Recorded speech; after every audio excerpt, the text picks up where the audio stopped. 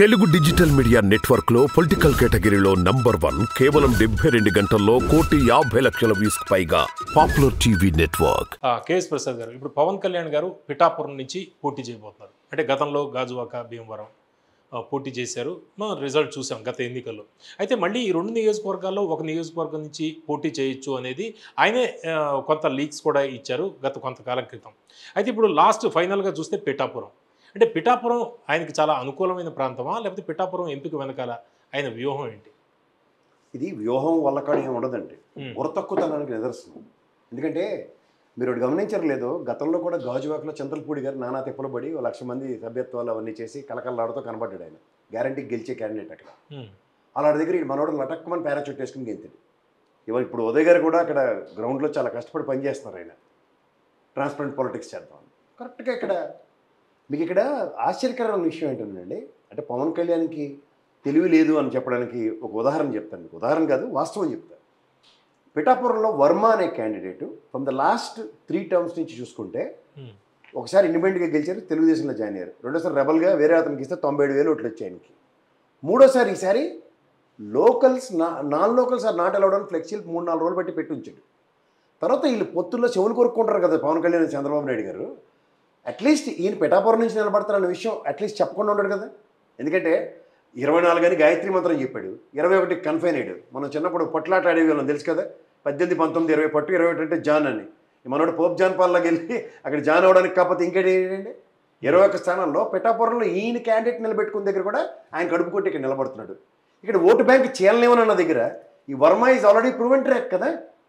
Already వాళ్ళ కార్యకర్తల సమన్వయ కమిటీలో మాట్లాడుకుంటాడు, ఇండిపెండెంట్గా గ్యారంటీగా వేస్తాడు. ఇది ఒక ఎత్తి అయితే, ఇదే చంద్రబాబు నాయుడు 7 దాటిన తర్వాత బోడిమల్ల సిద్ధాంతం కనిపెట్టాడు కాబట్టి పవన్ కళ్యాణ్ అక్కడ నిలబడుతున్నాడు కాబట్టి వర్మ గారిని పిలిచి మాట్లాడవలసిన బాధ్యత ఆయనకు ఉండదు. ఈయన అనౌన్స్ చేసిన తర్వాత అక్కడ రక్కసా నేను ఆడవాళ్ళు ఎలా తిడుతున్నారు చూసారా సార్. అంటే ఇక్కడ ఏంటంటే యువతలు ఈ 2 పార్టీల యొక్క స్వగతం అవగతం చూసుకుంటే వీళ్ళకి కార్యకర్తల యొక్క మనోభావాలు వీళ్ళకి అనవసరం.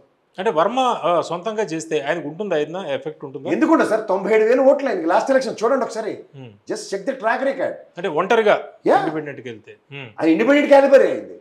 సో ఇక్కడ మీకు ఎప్పుడైతే ఆయన యొక్క స్టేచర్ని ఇవాళ అక్కడ నియోజకవర్గంలో పవన్ కళ్యాణ్ ఎక్స్పెరిమెంటల్ మాడ్యూల్ అంటే జస్ట్ ఇక్కడ కూకట్పల్లి రీకలెక్ట్ చేసుకోండి.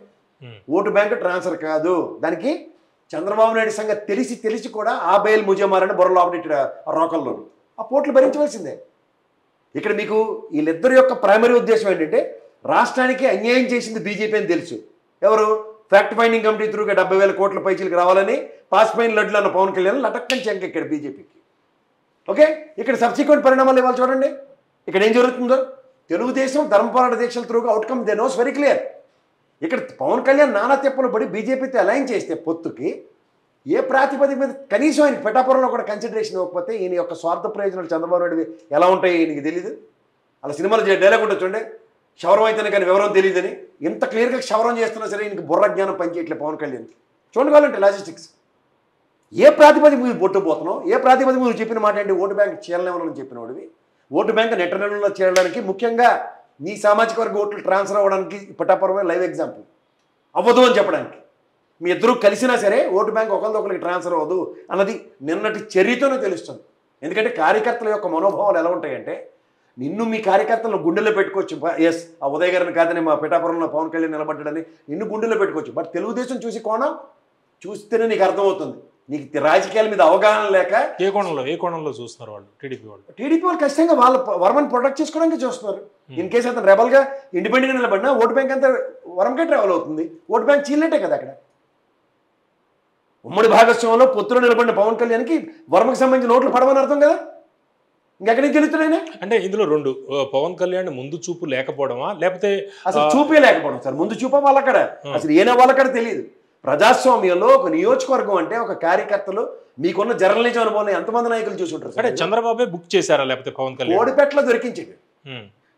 ఇంతకన్నా ఇంకోటి ఏమి ఉండదు. ఎందుకంటే క్రిస్టల్ క్లియర్గా ఇప్పుడు ఒక నియోజకవర్గంలో ఒక కార్యకర్త కమిట్మెంట్ ఎలా ఉంటుందో, ఒక నియోజకవర్గ ఇన్ఛార్జ్ కమిట్మెంట్ ఎలా ఉంటుందో, ఆ నాయకుడు ఎమ్మెల్యేగా ఎమర్జ్ అవడానికి ఎలాంటి కమిట్మెంట్తో పనిచేస్తాడో అందరికీ తెలుసు. అంటే చంద్రబాబు గారు ఇరికిస్తే పవన్ కళ్యాణ్ గారిని పిఠాపురంలో ఏంటి ఆయనకి లాభం ఏంటి? లాభం ఏముంది సార్? ఆయన ఓడిపోతే ఒకవేళ తేడా వచ్చి ఓడిపోతే పవన్ కళ్యాణ్ గారు గత అనుభవాలు ఒకసారి వెనక్కి తీయండి సార్. ఎన్డీఏలో భాగస్వామిగా పొత్తున్నప్పుడు బీజేపీకి బద్వేలు, అదే ఇక్కడ జమ్మలమడుగు, నెక్స్ట్ అనంతపూర్ దగ్గర గొత్తి, ఇలాంటివన్నీ ఇచ్చారు. ఏమైంది కడపలో? టగడటగడ తెలుగుదేశం క్యాండిడేట్లు నిలబెట్టాడు. అవునంటారు కదంటారా? These are all proven things. ఇప్పుడు కూడా అదే ఎక్స్పెరిమెంట్లు, అదే పద్ధతి.